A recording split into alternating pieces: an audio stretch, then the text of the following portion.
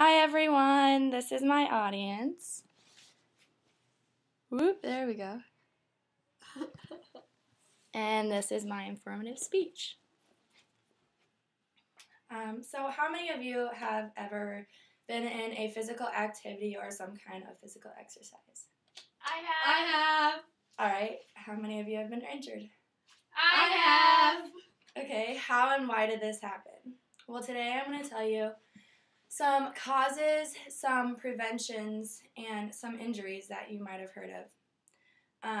The relevance, I think, towards the audience is that we have probably all been in some physical activity and been injured and should know how to prevent these things from happening. Credibility.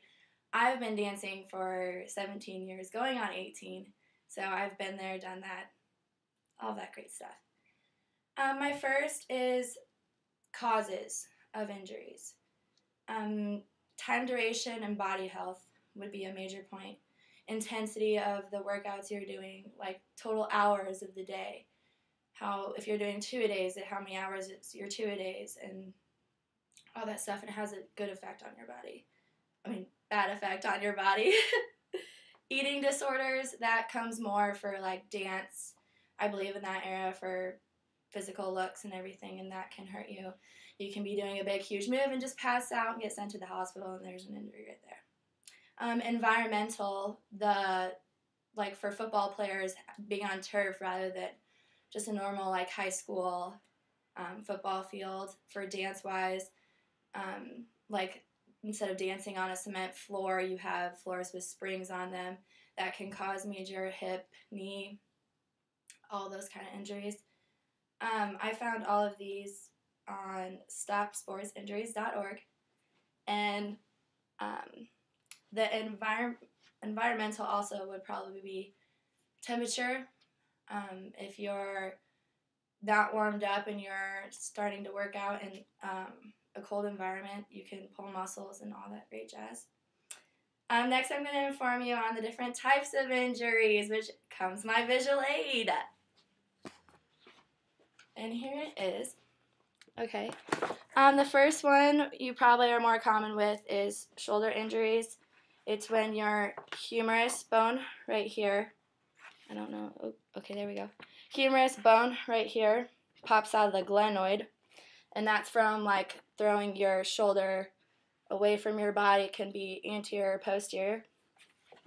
This is what it looks like before, after effects. Yes. Carpal tunnel syndrome.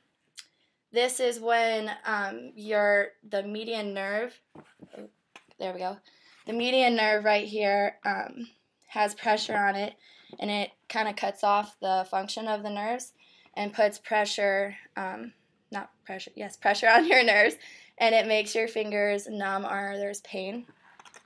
Patellar malalignment is when your kneecap right here, I don't know if you guys can see that very well, but your kneecap moves up to your tibia bone, and this is like a dislocation, and it can happen with runners.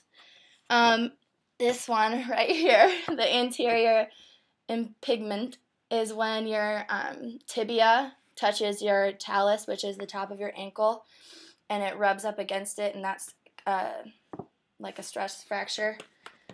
Also, the spondylosis is when one of your vertebrates has a stress fracture in it from hyperextensions or anything like that. This is what a normal one looks like. This is what this one looks like.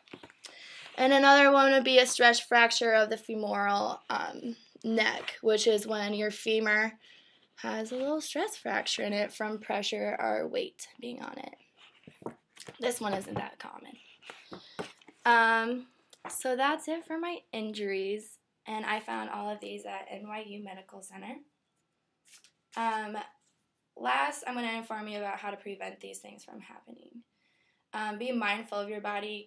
Know your limits. When you have an injury, don't keep dancing or being physical on it. Stop. Listen to your doctors when they tell you that you shouldn't be dancing or doing your other physical activities for another 2 weeks, listen to them because you might injure yourself even more.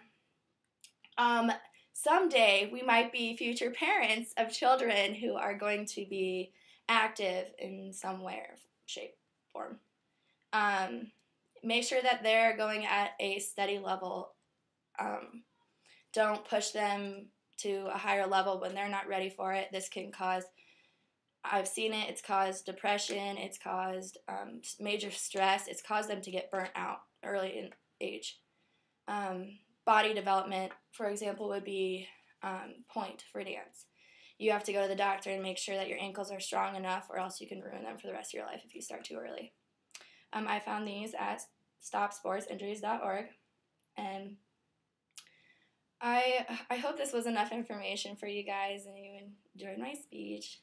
So let's save some hospital visits, and let's